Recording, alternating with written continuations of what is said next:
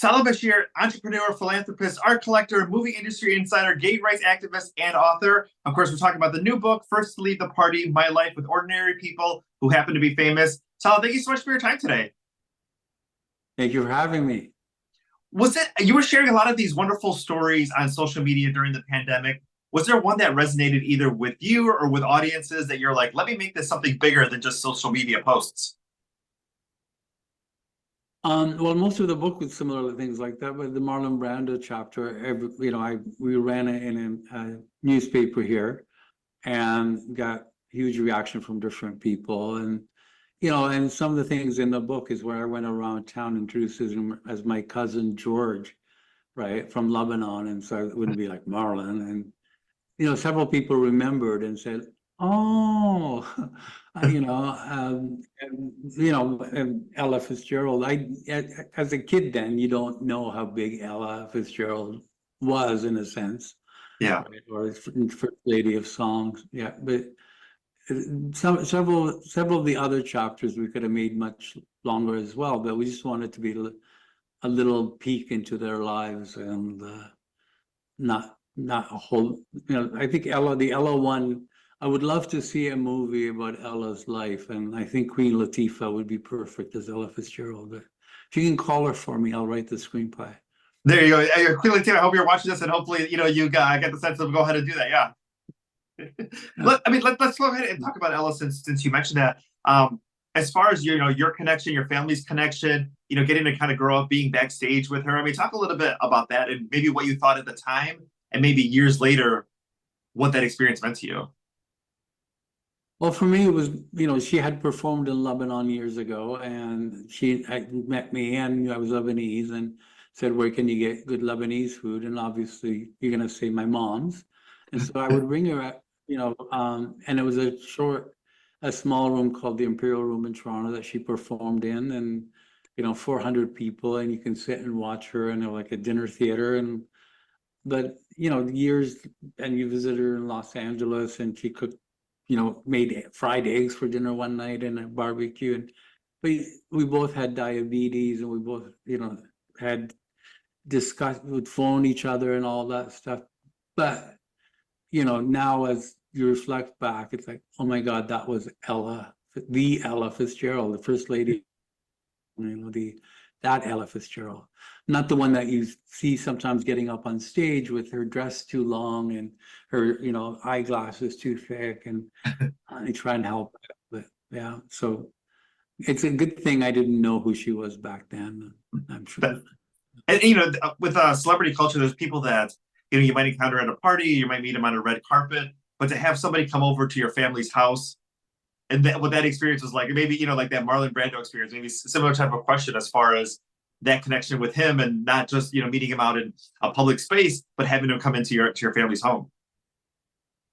Well, Marlon Brando was filming a movie called The Freshman in Toronto, and we had a magazine, Premier magazine in the video industry, and a video magazine. We had several magazines, famous magazines. So I was sent by Columbia TriStar to go interview Matthew Broderick, who was a hot thing. He was also in The Freshman after Ferris Bueller's Day Off. And then Brando was sitting at the table, and you see like Marlon Brando. No disrespect for Mr. Broderick, but it's Marlon Brando.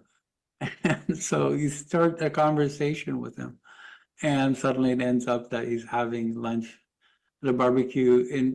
And I had worked at that near on that street in those factories as a kid. So my parents' house was only 5 minutes away. And it led to a barbecue there, and it led to a relationship. When he was in Toronto still filming, we'd go to galleries together. We'd, and met up a few times after that.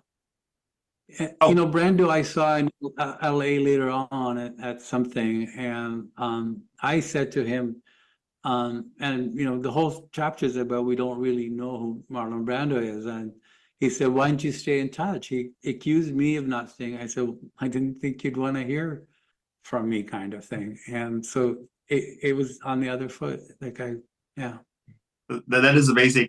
Sometimes we hear about celebrities' personal lives, and that sells magazines, and that's what people are known for. But you also highlight the struggles, the issues, the medical conditions that so many of us can relate to. I mean, especially when I think of somebody like Elizabeth Taylor, that has so much going on behind the scenes, but also maybe a different public perception. You know, she battled pain all her life. She would get up. It was a major thing for her to get up. Her back was always sore. She had skin cancer. She had, like, both hips were replaced. So just to get up to be Elizabeth Taylor and go to an event was a big struggle. And what she did with AIDS early on, and still with her AIDS Foundation before anyone else. And so you have a lot of these gossip things and different, well, you know, both her and Doris Day and different things. When people say, did you know that Rock Hudson was gay? Did you know that James Dean was gay? Or did you know Montgomery Clift was gay? And her response was like, of course, darling, I would have slept with them otherwise. Like, we all knew that, you know, from an early, so we try to, you know, sensationalize things as simple as somebody working with someone, or whoever you sleep with, or whatever you wear. It's your decision, no one else's, really. And that's what I try to bring in the book, that they're just that they have these struggles and decisions we make every day. They have to make them 10 times more, you know, pronounced than we do. And you know what you just mentioned Elizabeth Taylor and her giving back, and especially, you know, during the 80s, she was very vocal with her money, with her platform, about AIDS awareness and the AIDS crisis that was going on at that time. But there's other celebrities that maybe aren't as vocal, but are just as giving. Maybe talk a little bit about that aspect of the book, of maybe getting to share some of these behind the scenes, that knowing that people are still giving, but it may not be as public knowledge as maybe some of the other celebrities. Well, I mean, on the AIDS front, what Doris Day did with Rock Hudson in 1985, the fact that she hugged him and kissed him on, you know, Christian Broadcast Network when he came on her annual show, and then when he passed away, she said that he was in heaven.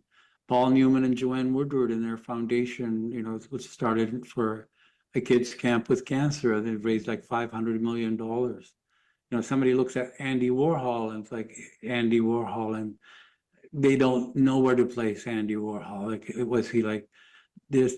Was he thoughtful? What was he? Was he just flippant? Was he just Studio 54?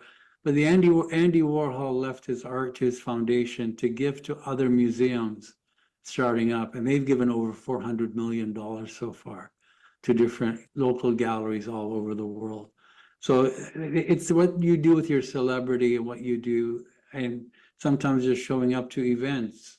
And a lot of the people we met, we asked them at the end of their career in the home video industry, we used them to pay tribute to them, so we could raise money for charities. And, you know, people like Ginger Rogers and Janet Leigh and Jimmy Stewart and Douglas Fairbanks, and, you know, a whole litany of people came up and said, yes, we'd love to do it. That is amazing. Do you have a story about Joan Rivers that you can share? Oh, is this a family show or?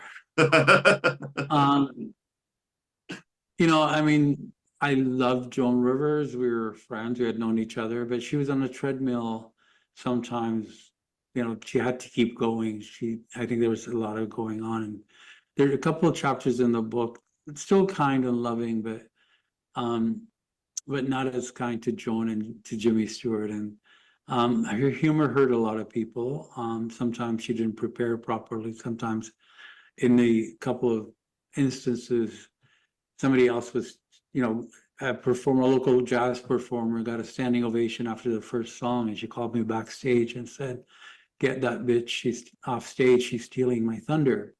And so, but you know, Joan was very funny, but sometimes it was at the expense of others. I know what it did to people like Elizabeth Taylor, or to Orson Welles, or to people who were heavyweight. Or she also made jokes about, you know, people with disabilities. And so I did it as nicely as I can.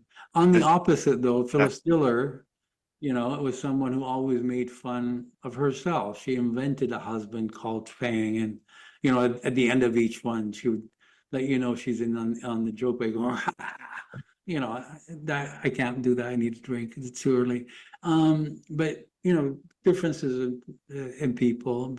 But yeah. Was there anybody that, like, you were not close enough to be able to write in this book, or someone that you wish you had met before they had passed, that you wish, you know, could be a part of your experience that you could have included? Not really, in a sense. I mean, I wish I'd met a lot of people, but that's just kind of whimsical thing. Like, you know, it'd be like, oh, wow, what would it have been like to have a conversation with that person? But none of it's like fawning or worshiping or, you know, I included a couple of people that I had pretty close relationships with. You know, but that's, yeah. Wonderful. Well, Salah, thank you so much for your time today. First to leave the party of my life with ordinary people who happen to be famous in stores now. And happy Pride. And thank you so much for your time today. Happy Pride. Thank you very much.